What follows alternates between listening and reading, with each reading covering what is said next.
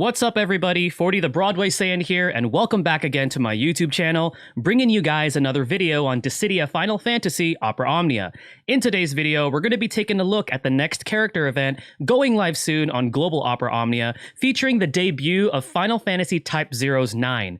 Now joining 9 as synergy for this particular event is going to be our current burst character Noctis. We're also going to have our current Lost Chapters character, which is Bosch, and then finally Barrett and Fujin. We're going to be covering what 9 brings with his entire kit, including his EX realization, as well as his LD weapon. We're also going to touch up on the banner and my thoughts about it, and whether or not, depending on your resources and depending on who you have on your lineup, and also depending on who you plan on pulling for in the future, if you should be spending some gems and tickets on this banner.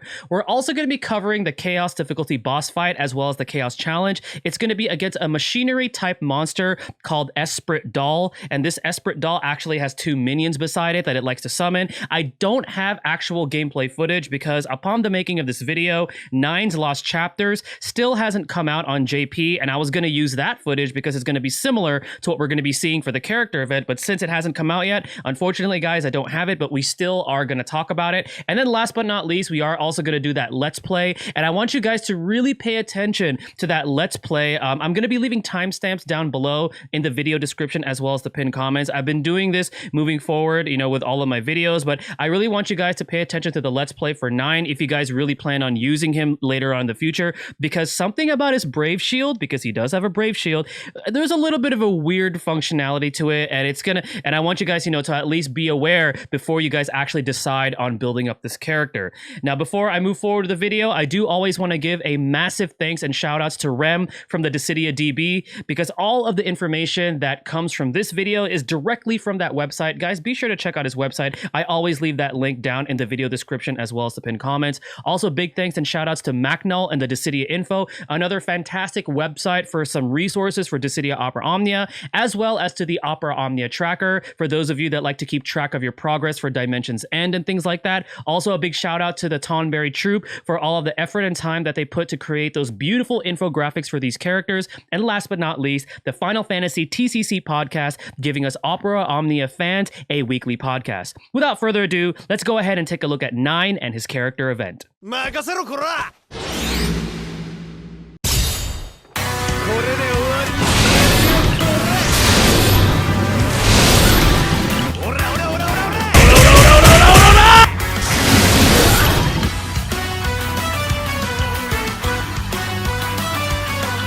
Final Fantasy Type 0's 9 enters the world of Opera Omnia as an offensive tank, boasting abilities to not only deal damage, but also protect your party members from incoming damage. To start things off, let's take a look at the various unique buffs he has access to. The first unique buff he possesses is called Wild Roar. Wild Roar has an 8-turn duration, is stackable up to 5 stacks, and increases his own max brave, attack, and speed. As the stacks increase, his max brave and attack increase further, but the speed increase remains the same regardless of the stacks. His second unique buff is called Wild Guard. Wild Guard has an 8-turn duration and applies a Brave Shield on the entire party based on 50% of the HP damage 9 deals with his Skill 1 Primal Roar. His next unique buff is called Wild Lancer. Wild Lancer has a 9-turn duration and increases his own attack and Brave Overflow. His Brave Overflow is further increased if there are 2 or more enemies present. While Wild Lancer is active, 9 gains access to his Jump Plus command from his Brave attack, which heals the party's Brave based on his attack, then delivers a 4-hit, non-elemental range, AoE Brave attack with an increased Brave damage against a single target and lower action delays. He also gains access to his High Jump Plus command coming from his HP attack, which is a 3-hit, non-elemental ranged, AoE Brave plus single target HP attack with an increased Brave damage against a single target, 120% Brave Overflow, and 20% HP splash damage. 9's last 2 unique buffs are called White Knight and Rebellious Fangs. White Knight has a 6-turn duration that increases the party's attack and Brave Overflow and nullifies any HP damage received from an HP attack. White Knight changes into the unique buff Rebellious Fangs when receiving an HP attack. Rebellious Fangs has a 6-turn duration that further increases the party's attack and Brave Overflow. His C65 ability is called Boost Up Thrust, which has 3 total uses, delivers a 2-hit, non-elemental ranged, AoE Brave plus AoE HP attack with split HP damage, and increases his own max Brave by 2 turns. Moving on, let's take a look at 9's Skill 1 Primal Roar and his Skill 2 Whirling Lance. Primal Roar has 5 total uses, heals his own Brave based on his attack, and then delivers a 4-hit, non-elemental ranged AoE Brave plus AoE HP attack with an increased Brave damage against a single target, 180% Brave Overflow, grants 1 stack of Wild Roar or 2 stacks if there are 2 or more enemies, and grants the party Wild Guard. Whirling Lance has 7 total uses and is a 6-hit, non-elemental ranged AoE Brave plus single target HP attack with an increased Brave damage against a single target, 150% Brave Overflow, 50% HP splash damage, heals his own HP based on 50% of the HP damage dealt up to 30% of max HP, shares the excess HP heal to his allies up to 30% of their own max HP, and grants 1 stack of Wild Roar or 2 stacks if there are 2 or more enemies. If Wild Roar is at 5 stacks, Whirling Lance changes into Whirling Lance Plus, which is a more potent version of its base version. Next, let's take a look at his EX weapon prior to its EX realization. Prior to its realization and at full limit break, 9's EX weapon grants him access to his EX ability called Laser Lance, which has a slightly slow recast speed. Laser Lance is a 3-hit, non-elemental ranged AoE Brave plus single target HP attack executed 3 times with an increased Brave damage against a single target, 120% Brave Overflow, 20% HP splash damage, heals his own HP based on 50% of the total HP dealt up to 30% of his max HP, and grants Wild Lancer. Upon realizing 9's EX weapon, he gains the following upgrades. 0 out of 3 improves Laser Lance with an increased Brave potency, increased Brave Overflow, and extends the HP heal to the entire party.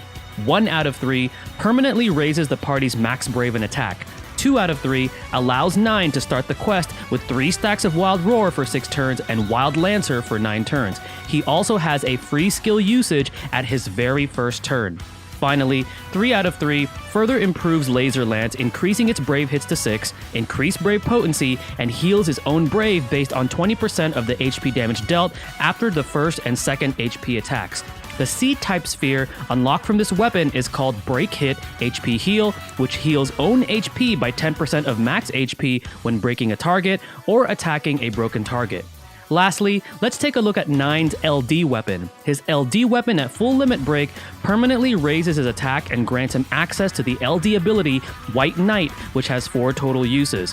White Knight heals the party's Brave based on max Brave, extends all active buffs by 1 turn, and grants the party White Knight for 6 turns. This has no action delay and does not increase the turn count except for Friend or Summon. White Knight unique buff changes into Rebellious Fangs when receiving an HP attack.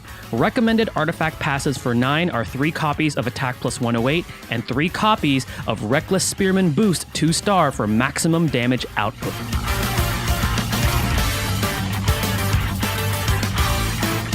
Guys, so now that we've gone ahead and taken a look at what 9 brings with his entire kit, what are my thoughts about the character? 9 is actually a pretty fantastic tank. As you could see, he does quite a lot with his kit. He could heal you, he could provide you a really powerful Brave Shield because it is based on the amount of HP damage he deals with his skill 1. He also has that really powerful LD ability. While it does not do damage, what it does is protects you from HP attacks, and then afterwards, when it converts into that Rebellious Fangs, he further increases the party's, offensive output. So overall, 9 is actually a pretty solid tank, and he's a very versatile tank. I will say though that I am a little disappointed that for a tank he doesn't taunt, but I guess they wanted to try something different with his character, because if you look at his damage output, it's actually quite high. He has some really high overflows. He does increase Brave damage against a single target, and let's not forget he also gets more stacks of his unique buff, which is Wild Roar, anytime there are multiple enemies. So 9 is definitely a very, very versatile tank.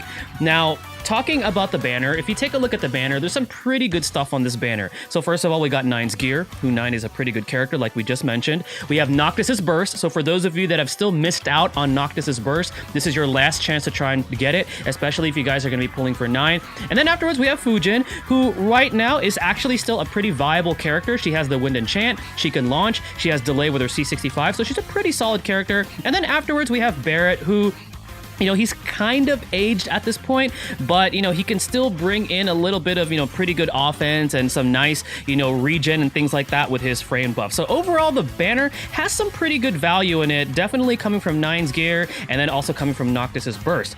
Now, here's how I would personally recommend to approach this banner, because this banner does bring you value. If you're already planning on pulling for Warrior of Light, you may want to give 9 a little bit of thought, because the thing is, Warrior of Light, while not nearly as, you know, offensively powerful as 9, because 9, you know, has a pretty high damage output. If you want a tank that provides you like with a really reliable shield and also can taunt and things like that, Warrior of Light might be is probably actually the more desired choice over 9, especially if you guys have already pulled for a character like Bosch, who Bosch is a fantastic tank that draws all of the AoE HP attacks that your party would take to himself. And then afterwards, the man just doesn't die if you have his LD buff. So if you plan on pulling for Warrior of Light, who his banner is, you know, just, he's actually going to be one of the next burst weapons we're going to be seeing after Arden, you may want to give this one a bit, you know, a bit of a thought before you decide even throwing some tickets on it. Now, I will say 9 is still a fantastic character. He's still good. You know, it doesn't mean that he's, you know, a poor tank or by any means by that, but you got to consider your options at this point, because there is, in my opinion, a much better tank that's going to be getting a massive upgrade in Warrior of Light. So if you have plans for him, you may want to consider probably passing on this banner. But if you guys decide to pull on this banner, you have a chance to get Noctis's burst, and you're also going to be building up a very fantastic tank. Now we're going to go ahead and talk about the Chaos difficulty boss fight. Now, unfortunately, like I said in the beginning of the video, I don't have any footage for you guys because the Lost Chapters hasn't come out yet, which normally I would show you that since there are similarities to it. But we're going to touch up on this boss fight. So we're going to be fighting up against these flying machinery type monsters called the Esprit doll. The boss will be summoning ads. It has a powerful recast ability that is, you know, a magic AoE brave plus AoE HP attack. After it uses the recast ability, it's going to use this ability called Pull Doll, which what it does is it immediately takes its minions, it gives them some brave, and it puts their turns right after its turn. So this boss has some turn shenanigans that can really, you know, put you in a really dangerous spot, because it's going to force its minions to take their turns right after it, you know, its turn. So something to note is if you have characters that can delay, or characters such as Noctis who could, you know, manipulate turns, or a Mid-Italian, that could be a way to shut that down, especially, so then that way you don't have to worry about being in danger, because, you know, minions taking their turn right after the boss means you're at risk of getting broken, risk of taking a really powerful HP attack and things like that. So characters like Noctis, characters that have delay such as like General Leo even, or Quistis, are very, very good for this. Now I will say that the boss is going to be weak to wind, so Fujin being a synergy is fantastic for this. The boss is resistant to magic attacks, however, so if you're going to be bringing a Mid-Italian, because a Mid-Italian is magic, and you want to abuse a Mid-Italian's turn deletion, make sure to use Fujin or some kind of enchant imperil, so then that way a Mid-Italian's damage isn't going to be resisted, so a Mid-Italian can benefit, you know, from the enchant and the imperil. But overall, the boss fight, as long as you watch out for this particular mechanics, shouldn't be too much of a problem. The boss also likes to primarily use magic attacks, so if you bring somebody like, maybe if you have Celeste built, you know, in the back burner, you might want to consider using her, because the boss does use a lot of frequent magic attacks, and they do also have attacks where if they break you, they also delay you, so that's something that you want to look out for. So there's going to be various options of different characters that you could take for this particular fight. Just make sure that you are prepared to deal with the whole pull doll, where, you know, they pretty much play with turns and things like that. Now, for the Chaos Challenge, I'm just going to say it straight out. If you have Noctis with his LD, he's probably the best choice for this. 9 is also going to be pretty good to be dealing with, you know, the AoE damage and all the different damage that the boss can deal, and also protecting your party with the LD, being able to nullify HP damage. Bosch is also great here too. Fujin is fantastic, and then Barret, like I said, while he's dated, can still, you know, hold his own, but definitely the top characters that you might want to consider for this, if you have them built for the Chaos Challenge, definitely Noctis, and then either 9 or Bosch, and then Fujin. And then if you happen to want to use Barret, I'm pretty sure there's going to be some of you folks out there that want to use Barret. He's still definitely usable for the Chaos Challenge for this particular fight. So we're gonna go ahead and now move forward to the Let's Play portion of this video, where we're gonna be showing you guys how to play 9. And again, like I said in the beginning of the video, I do want you guys to pay attention to 9's shield, because his shield, there's a little bit of funny things going on with it. So we're gonna go ahead and move forward to that now.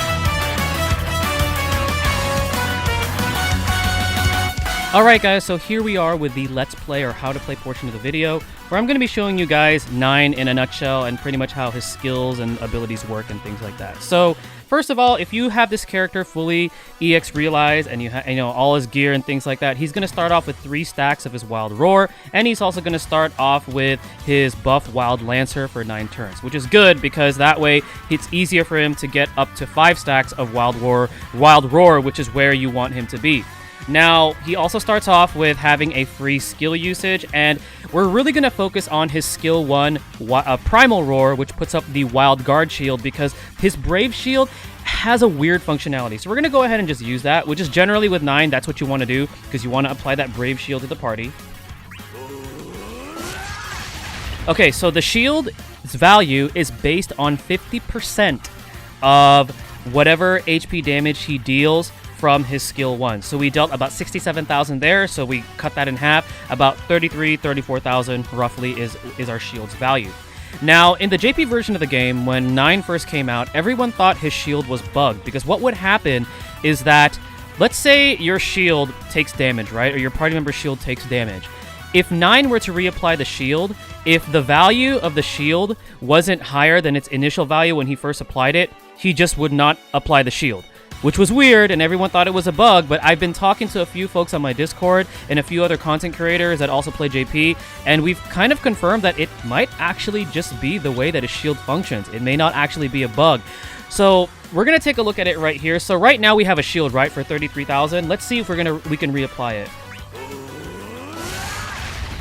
So no, as you can see right there, we did about 60,000 damage, right? And I used a skill 1, and because our current shield value was higher, we did not apply it. But the thing is, the problem with this is that if you have party members with like different shield values, that could really affect the functionality of him being able to reapply the shield. So generally, the way that you want to play him is, if you want to apply that shield, you want to wait until everyone's shield is either dispelled, or, you know, they get broken out of the shield, or, you know, if it's close to being, you know, if the turn duration is close to being expired, maybe that's when you want to apply it. But it's a really, really weird way to design the shield. So now our shield value, because we took some damage, is at 24,000. So we can actually reapply it now. And as you can see, we reapplied it, and it's now at 31,000, which is pretty cool. So that's just one thing that I want you guys to pay attention to, because if you plan on using 9, his shield's kind of weird. Like I said, it could be bugged, but I think at this point, everyone's decided that, or pretty much most people that play JP has decided, yeah, that's probably just how his shield functions. Not sure why they designed him that way, but, you know, it is what it is. The character is still a fantastic character. So now we're going to go ahead and take a look at his skill 2. So his skill 2 pretty much does a lot of damage and also heals him. So this is going to be the ability that you're going to be using if you want to heal. And then afterwards, let's actually use his LD ability. So his LD ability is actually doesn't do any damage, but what it does is we're going to get that White Knight buff for 6 turns. It increases the party's attack and Brave Overflow, and it also nullifies any type of HP damage that we're going to get. And then afterwards, when we take HP damage with White Knight active, it's going to convert into Rebellious Fangs, which pretty much has the same effects as White Knight, except the attack and Brave Overflow percentages are increased.